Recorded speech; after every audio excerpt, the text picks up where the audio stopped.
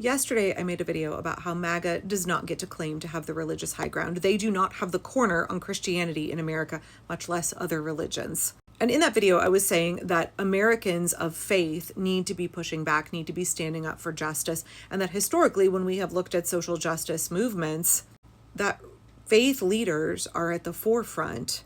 And in that video, I referenced a letter that came out earlier this month from the Diocese of San Diego that was urging priests, deacons, ministry leaders of the Catholic Church in San Diego to escort immigrants to court, particularly yesterday, June 20th, International Refugee Day.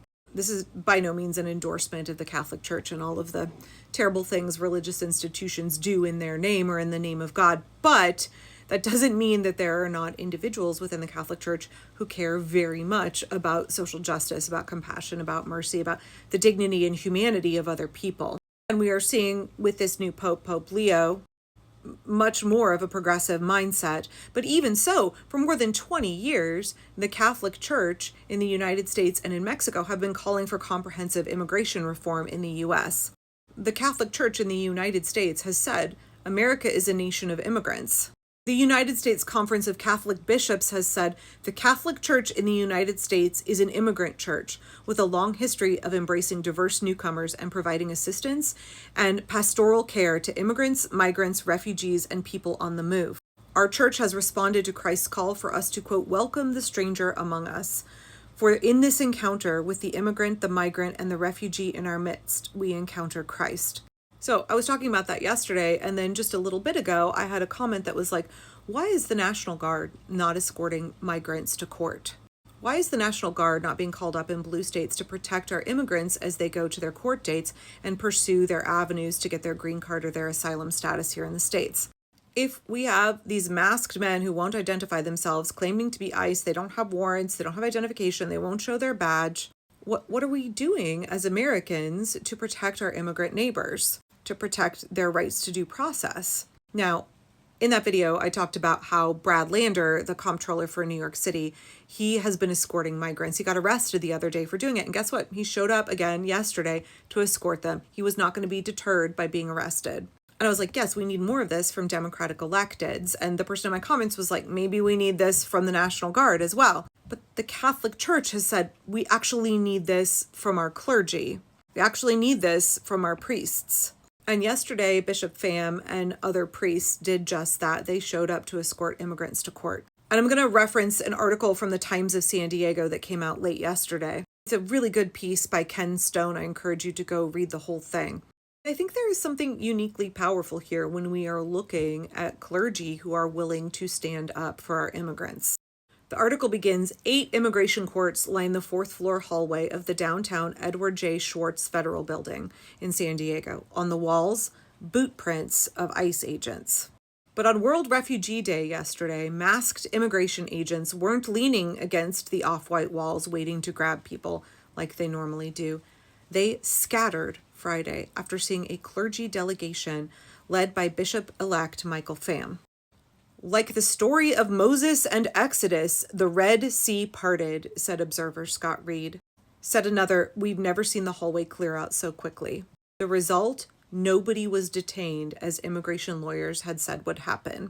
The 2 cases that were heard on Friday because the immigrants were not snatched up by ICE were one of a woman whose case had been closed for 20 years but was suddenly reopened by the federal government, and a man whose case was continued from a previous date. Camera crews were not allowed into the federal building, but a Jesuit priest named Scott Santarosa, who is a pastor of Our Lady of Guadalupe, gave an update to the press who were waiting outside. Our presence made a difference, Santarosa said. Any other day, said a local activist, 2 to 4 immigrants would be detained by ICE and taken away in vans operated by the private prison Core Civic. Again, this is all a grift. This is all about how private corporations can make a lot of money terrorizing immigrants, snatching them up and detaining them. They bill the taxpayers billions of dollars. It's a grift. It's a grift. It's a grift. It's an ethnic cleansing, but at the same time, it's a grift. If you want to understand the nonsensical orders to snatch 3,000 immigrants a day, regardless of their status, you only need to follow the money. In fact, Two of those core civic vans were sitting outside of the San Diego courthouse yesterday, but they didn't get to snatch up anybody. By the way, these vans are unmarked and have no license plates. So where are local police enforcing the code? Why are these folks not getting ticketed and towed for having unmarked cars illegally parked? Bishop Pham, who was himself a refugee from Vietnam when he was a child, said that ICE agents were lining the hall leading to the courtroom. Their faces were all covered. And eventually the agents kind of scattered and went away. Also, please remember, it's not just ICE that are terrorizing our immigrants. It's not just ICE who are carrying out these horrible, immoral plans of the Trump regime. It's the Department of Justice, immigration lawyers who are seeking to have these folks expelled. Remember, this woman has been here for 20 years. Our immigration system closed her case file 20 years ago, and suddenly Trump's Department of Justice reopened her file and is dragging her into court. Bishop Pham actually had a conversation with one of these Department of Justice immigration lawyers. He said he introduced himself to me and said he feels conflicted with the situation. He knows his morals and his values. The Reverend Santa Rosa said the masked ICE agents are there to be an intimidating presence, even though the federal court staff themselves are very accommodating. Immigrants, he said, come with fear and trepidation. The Reverend Manny Del Rio of St. John on the Cross in Lemon Grove said, it was evident that our presence made a difference. This was one of the most peaceful times in a long time, with no immigrants being detained at the court that day. 10 clergy members and dozens of activists came to escort folks. They also handed out Know Your Rights information in both English and Spanish. Bishop Pham did say that priests should return for similar walks in solidarity with migrants at immigration court. They are talking of forming a formal ministry in San Diego to replicate Friday's event on a regular basis. It's important to note that these actions can absolutely be ecumenical. This is not just the purview of the Catholic Church. In fact, Reverend Pham met with an imam and a number of other activists in the courthouse lobby. One of the bishops at the event led a public prayer, and it included this message: bless these refugees and asylum seekers and all those who seek opportunity. I think it's so important to remember that these are folks who are seeking a better life here in America, just like our ancestors did. These are decent, hardworking people who are often fleeing cruel and terrible conditions, oppression in other countries, who are wanting a better life for their children. But we have such a hopelessly complicated, unjust, and nonsensical immigration process in this country. And instead of having comprehensive immigration reform, which we should have had 20 years ago, Trump and the fascists are exploiting the current system so that they can both scapegoat our immigrants, so that working class people around this country will blame brown people for the billionaires' exploitation of all of us, and also so they can carry out an ethnic cleansing, because this regime is eugenicist on every level, and I've talked about that extensively in a number of videos, but also because it's a grift, because it's all about how to take our hard-earned taxpayer money and funnel it into these private businesses to the tune of billions and billions of dollars, terrorizing, snatching, imprisoning our immigrants.